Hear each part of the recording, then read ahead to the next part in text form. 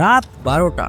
হরি ফোনের দিকে তাকিয়ে আছে, হাত কাঁপছে। 2013 সালে প্রাইভেট জব ছেড়ে দিয়েছিল, কারণ যাকে ভালোবাসতো তার বাড়ির লোক বলেছিল সরকারি চাকরি নেই, তাহলে বিয়ের কোথাও তুমি ভুলে যাও।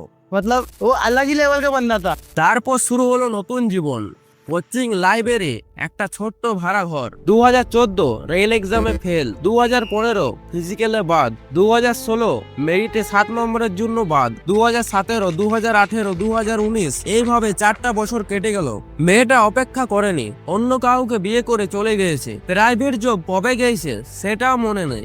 আর হরি ফোনে আজও রেজাল্ট খুঁজছে, এ আশায় হয়তো এবার হবে।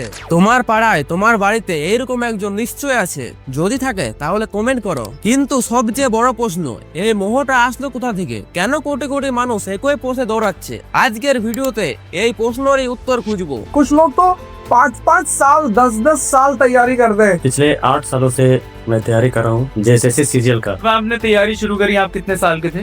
सर उस समय हम 18 साल के थे और अभी अभी हम 30 साल के हो गए। इतना लंबा समय आदमी कैसे रखा होगा अपने आप को संभाल के, जो कि आसान नहीं होता। 21 साल के आए थे, 20 साल के और 30 के हो गए। সেটা জানতে হলে যেতে হবে অনেক পেছনে।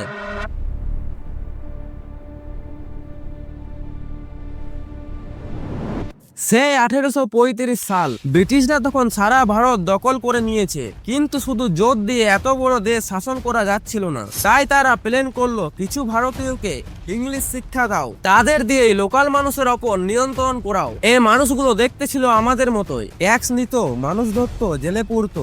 পাড়ার লোক দেখতো আমাদের মতো একটা ছেলে যে কিনা সরকারি চাকরি পেয়েছে, এখন পুরো পাড়া তাকে সালাম করছে। সেদিন থেকে মানুষের মাথায় ঢুকে গেল সরকারি চাকরি মানে পাওয়ার, সরকারি চাকরি মানে স্ট্যাটাস, সরকারি চাকরি মানে মাথা উঁচু করে চলা। 1853 সালে প্রথমবার মেরিট বেসড এক্সাম শুরু হলো। 1947 সালে স্বাধীনতা এলো, কিন্তু ব্রিটিশ মাইন্ডসেট গেল না। কারণ 1947 সাল থেকে 1991 সাল পর্যন্ত প্রাইভেট সেক্টরে কোনো কাজই ছিল না। সরকারও ছিল একমাত্র ভরসার জায়গা। মাইনে আসবে, পেনশন আসবে, চাকরি আর যাবে না। তারপর বাবা মা দেখলেন বন্ধুর ছেলে চাকরি পেয়েছে, তার জমি আছে, বাড়ি আছে, সম্মান আছে। আর সেদিন থেকে প্রত্যেক বাড়িতে একটাই কথা, যেই করে হোক সরকারি চাকরি নিতেই হবে। কিন্তু একটা জিনিস কেউই দেখেনি, সেটা কি? আর আসল রহস্যটা কি?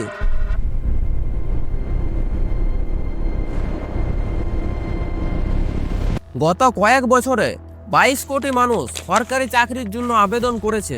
ইউপিএসসিতে প্রতি বছর পরীক্ষার্থী 10 লক্ষ, আর সিলেক্ট হয় 900 থেকে 950 জন, মানে 0.8%। WBCS এর রেট 0.5%।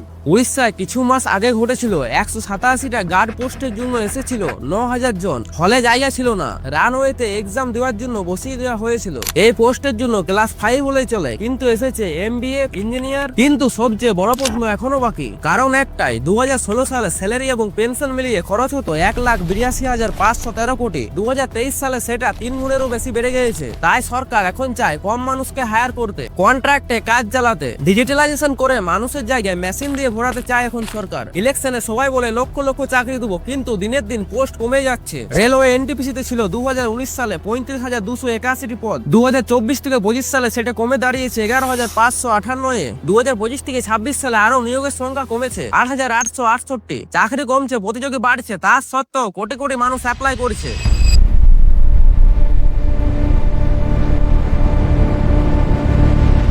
1953 সালে দিল্লির একটা ছোট্ট ঘরে ডক্টর এস রাও নামে একজন টিচার কয়েকজন ইউপিএসসি এসপিরেন্টকে গাইড করা শুরু করলো। পড়ানো ভালো ছিল, ধীরে ধীরে স্টুডেন্টরা সিলেকশন হতে শুরু করলো। 1980 সালে সেটা রেজিস্টার কোচিং সেন্টার হলো। তারপর থেকে দিল্লির রাজেন্দ্রনগর, মুখার্জিনগর, কোটা, পাটনা, প্রয়াগরাজ, সারা দেশে কোচিং সেন্টারের জঙ্গল হতে শুরু করলো। আজ কোচিং ইন্ডাস্ট্রির মূল্য 54,000 কোটি টাকা। 2033 সালে সেটা 3 গুণ হবে, কারণ এটা অসম্ভব প্রফিটেবল ব্যবসা। একবার ফেল করলে আবার টাকা খরচ করে ভর্তি হতে হবে, দুবার ফেল করলে একই গল্প, আর বারবার ফেল করলে নতুন ব্যাচ শুরু করতে হবে। আর যারা মোটিভেশনাল রিলস বানায়, बिना कोचिंग के यूपीएससी नहीं निकाल पाओगे।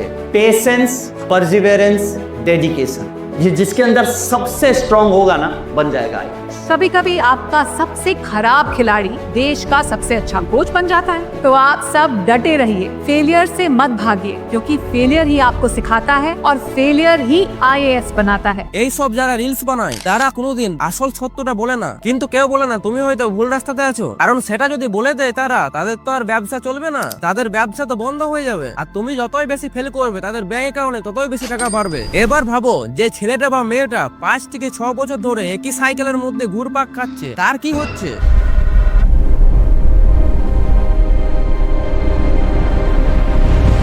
হরির কথা মনে আছে না? আলাদা গল্প। হরি 18 বছর থেকে প্রিপেয়ার করা শুরু করছে, এখন তার বয়স হলো 27। প্রতিবার রেজাল্ট এলে বুক ধরপর করে, রোল নম্বর খুঁজে পাওয়া যায় না। বাবা ফোন করেন, বন্ধুরা মেসেজ করেন, এবার হলো আর কতদিন? আর হরি ভাবে মাত্র 3 নম্বরের জন্য বাদ পড়লাম, আর একটু প্রিপেয়ার করলেই হতো। আর একটা বছর, এটাই সবচেয়ে বড় ফাঁদ। কারণ আমরা ভাবি এত সময় আর এত টাকা খরচ করেছি আর পিছিয়ে আসা যাবে না, মানে হলো এতগুলো বছর তো দিয়েই ফেললাম, এবার ছাড়লে বরবাদ হয়ে যাব। এই ভয়টাই মানুষকে আটকে রাখে। তখন প্রাইভেট কোম্পানির দরজা সব বন্ধ, কারণ বছরের পর বছর গ্যাপ, কোনো স্কিল নেই, কনফিডেন্স শূন্য, সেলফ স্টিম বলে আর কিছু থাকে না। দেশে মোট বেকারদের মধ্যে 83% হলো তরুণ, তাদের মধ্যে 90% হলো নিজেদের ইচ্ছাতেই বেকার, কারণ শুধু সরকারি চাকরিরই প্রিপারেশন নিচ্ছে। প্রাইভেট কোম্পানিতে লক্ষ লক্ষ ভ্যাকেন্সি পড়ে আছে, কিন্তু এমপ্লয়েবল মানুষ নেই, কারণ সবাই এই একটা রেসে দৌড়াচ্ছে। তাহলে কি সব দরজায় বন্ধ?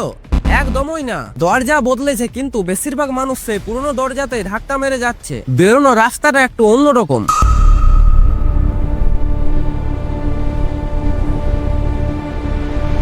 পরিষ্কার করে বলে, আমি সরকারি চাকরির বিরুদ্ধে না। যদি সত্যিই কাজটা ভালোবাসো তাহলে প্রিপেয়ার করো এবং মন দিয়ে করো, কিন্তু মাত্র 3টে জিনিস খেয়াল রাখো।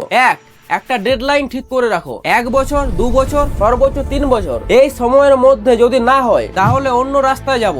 2, সাথে সাথে একটা স্কিল তৈরি করে রাখো। প্রতিদিন মাত্র 1 থেকে 2 ঘন্টা করে সময় দাও। তুমি গত 24 ঘন্টায় কন্টেন্ট দেখেছো, 3 ঘন্টা, 4 ঘন্টা, 6 ঘন্টা। এই সব কন্টেন্টের পেছনে কেউ আছে যে ভিডিও এডিট করছে, কেউ আছে যে থাম্বনেল বানাচ্ছে, কেউ আছে যে স্ক্রিপ্ট লিখছে। কন্টেন্ট ক্রিয়েশনের বাজার এখন বিশাল, দিন দিন এটা বড় হয়ে যাচ্ছে। স্কিল থাকলে চাকরি তোমার কাছে আসবে, তুমি চাকরির পেছনে ছুটবে না। 3, একটু নিজেকে জিজ্ঞেস করো, একটা শপিং মল গিয়ে যদি দেখো শুধু একটা রঙেরই শার্ট, একটাই সাইজ, তাহলে কি সবাই সেটা কিনবে?